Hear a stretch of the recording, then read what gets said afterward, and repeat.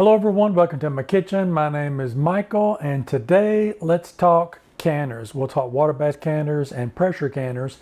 And I just recently acquired this Presto Precise 17 quart digital pressure canner. And this pressure canner is also a water bath canner. So what that is if you've seen some of my videos or you've ever water bath canned before, this is a water bath canner.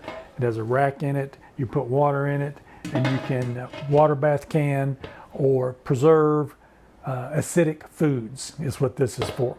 So any non-acidic food, you have to have a pressure canner. And so I'm going to take this away. So with my pressure canner, I've got the Presto 23 quart dial pressure canner. And there's another one on the market with other manufacturers that sell a weighted gauge. And so that has different weights on it. You turn it around, you put it on kind of a little spigot like this, and it has a 10, a 15, or a 20 pound or a 5 pound gauge on it. And you turn it around and you put it on there based on what type of pressure you want in the canner. And with that one, you listen for the jiggles, and it's supposed to jiggle like 3 or 4 times a minute, and you know that you've got the right pressure set for it. With the gauge, like I've got here, you can just look at it and see with the numbers on it here where you're at with the pressure on those. So I've always used these. I think my uncle had one of the weighted gauge ones. My mother, when I was little, used the dial one like I've got here, and this is the one that I've used and are familiar with. So I was doing some research, and they've got these digital ones now that take all of the guesswork out of the canning process. And so I wanted to show you what that looked like, and I'll show you the box. This is the digital one. This is electric.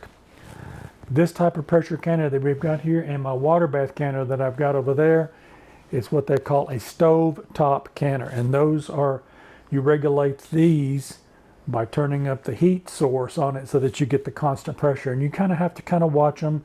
If it goes up or down, then you come back and adjust the heat source. So there's a lot of watching with this type of canner. And the water bath canner, once it hits the boil, then you just set the timer for those. So those are pretty standard across the board there. You can get, any manufacturer will come up with a water bath canner, and the recipes you'll see a lot on my channel. If you look at some of those, I'll put some of the links in the description box below of some of the water bath canner recipes that I've got that does like your jellies, your tomatoes, anything that's got an acidity to it. That's what you're going to use that for. So this one I kind of liked. I did some research on it and looked at it. And this company has 2 different kinds. They've got a 12 quart and a 17 quart. And the difference between the 12 and the 17 quart, other than the size, is the 17 quart you can process quart jars because it's taller. And the other one you can't. You can't put quart jars in that one. So this one is supposed to be hands off. You plug it in, you follow the dial, the screen, and you let it go, and it tells you what it needs to do next. With these, you kind of have to watch them to make sure that you stay within the zone that's required by the recipe. So this one is really nice from what I've seen about it. And for pressure canning with quarts, it'll hold 5 quart jars of regular or wide mouth, and pints that'll hold 8 regular mouth or 13 wide mouth, and half pints that'll hold 19 regular and 13 wide mouth half pint jars. Now for water bath canning, it says for quarts it holds 5 of the regular, 5 in wide mouth, and pints it holds 8 of the regular and 7 of wide mouth, and half pint it holds 10 of regular and 7 of the wide mouth. Now to get those numbers on this one, you're going to need another rack in it, because with pressure canning you can double stack your jars in your pressure canner. In a water bath canner you can't do that, but the pressure canner you can put another rack in it, and you can put another set of jars on the top of it, as long as it doesn't come up to a certain height in your jar and your canner. That's what those are for. And I'll show you that plate once we get this one opened up. So let's go ahead and get this one opened up. Let me get me a pair of scissors here, and we're going to see what's in the box. All right, so I'm going to open this up and see what we have here. And opening up, we've got the pressure canner digital instruction manual with recipe book. With any of your canners, especially if you get one of the weighted ones or one of the dial ones like I've got also, you want to hang on to this, because every manufacturer is different on your pressure canners. So hang on to the manual. If you happen to lose these, I know Presto, with the canner that I've got, you can download the manual for the dial one. So they might have this on there, I don't know, but definitely hang on to these manuals, because not only does it tell you how to operate the machine, and then it's got recipes in here of processing times. So that's definitely something you want to hang on to, and we'll look at that a little bit more in detail. And then we've got another couple of cards here. I've got an important message to avoid damage, different warnings and things on that. So we'll definitely hang on to that so I can read that in depth later. And then we've got a quick start guide here. This is the, I guess it takes the synopsis of the book and shows you how to do that. This is nicely laminated, so if you can get it wet, it's not going to ruin on you. So on the front, it's got the pressure canning method instructions, and on the back, it's got the boiling water canning method of how to do that. So this will be something nice to hang on to. And I like that it's laminated. That way, if it gets wet in the kitchen, when you're working, it's not going to ruin with that. So looking at this, I can tell by looking at this, this is the plate that goes into the bottom of it. And this is pretty standard how this looks. It's a little plate that you put the jars and the things on top of it. And it's got little feet on it. You can see the little side here. It's raised up about a 1/4 of an inch, maybe 1/2 an inch on that. And that just kind of raises it off the bottom so that when the water's boiling, it has an opportunity. Your food's not sitting right on the bottom and take a chance on it tipping the jars over, or it's not sitting on the bottom that could burn it if it's touching the heat source that you've got on there. So that's what this little plate is right here from looking at it.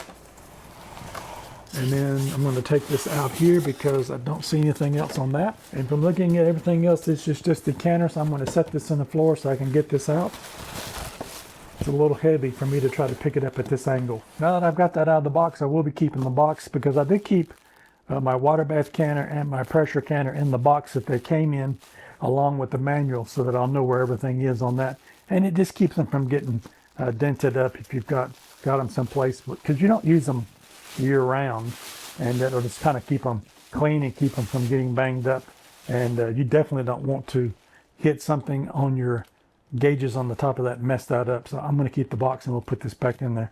So I'm going to take this wrapping off the outside here, and let's take a look and see what we've got. So we've got the gauges here on the front, and from the research that I've done, this is very intuitive. When you plug it in, it lights up and tells you exactly what to do next for your processing times. So this green knob, from the research that I've done on it, because I haven't read my instructions manual on that, it's got how to open here on the side here. It says turn the knob towards you until it stops, lift the knob, and then rotate the cover.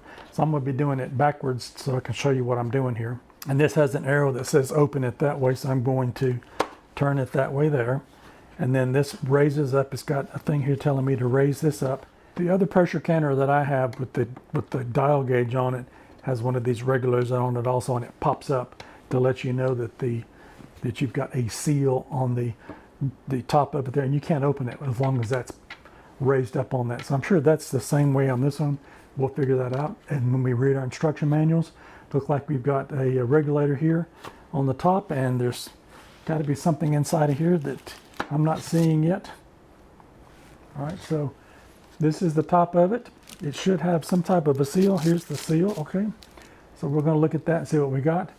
This here is where the steam is going to escape for our regulator. And we've got this pressure point here too. Yep, you can see that here on the side where that is going up and down. That's the locking mechanism that I talked about earlier. That's on my other canner as well. So you cannot open it if that is raised up like that. So that is moving freely, so we know that is working. So I'm going to set this to the side. And so this looks like our seal that we've got here. It's got a metal ring on it. I don't know where this fits. If it fits here on the inside of that. My other one that I've got, there's a rubber ring that goes in the lid. So I'll have to read the instructions to see where this one goes. But it looks like the same type of concept, where it's got a rubber ring in there that's going to create the seal for that lid to lock down under and keep that nice and tight. All right, I'm not sure what's in this. We'll open this in just a minute, but I'm going to take this inner lining out so that I can get this plastic bag off the inside of this tub that we've got. And this is the non-stick lining in this from what I'm looking at. This is like some of the other devices I've got. I've got a slow cooker that has this little pressure plate on the bottom. It won't come on as long as there's nothing pushing that down. So this will be the same way with this. It looks like I'm going to put this back down into here. I see a line here on the side. That's probably where the water line is going to be for the water that gets added to it.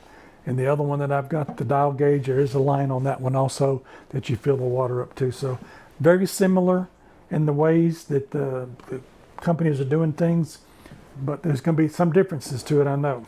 So now let's see what's in this bag here that we've got. So I've got the extension cord. We've got the 3-prong on that. That looks like a nice size extension cord on that. And we've got the adapter on this end that plugs in here on the side somewhere. So this is also the regulator that came with it also. So this is more than likely is going to fit on this right here. So I know there's 2 markings here on the front. This one says install, remove, and this one says locked. And there's a marking here on the front that aligns into it. So install and remove, that's going to fit down on it like that. And then you turn it and it should align up with where it's locked. And then this regulator here is going to go down on it just like that. And now to lock it back down again, sure, we just reverse step we've got, and there we go. So I'm not going to turn this on right now. I'm going to take it to the sink and get it washed up and get this ready to go. I'm going to be reading my manual front to back so that I can understand what's going on with this, and I suggest to do the same if you get one of these canners also, to read the manual. And if you don't get this particular brand, whatever brand you get, just read it so that you can follow along, because these are under a lot of pressure and the food in them gets really hot. So I'm going to see if this canner is going to replace my water bath canner and my pressure canner that I've got. So 2 for 1, and I'll let you know, and we're going to go along with this process, and we'll get this all cleaned up, and we'll come back and we'll do some canning with this digital pressure canner. And we'll also do some water bath canning in it so we can test it out for that as well. If you like this content, maybe you might consider giving me a thumbs up. I would really appreciate it. And if you have one of these, I'd love to hear from you. If you like it, if you don't like it, some pros, some cons, definitely leave me a comment. I'd love to hear from you on what you think of this new appliance that I've got here. And while you're at it, maybe you might want to check out one of these other 2 videos over here on the side. You might find something else you like. Don't forget to like, share, and subscribe. And again, leave me a comment. I'd love to hear from you. And I'll see you in my next video. Bye-bye now.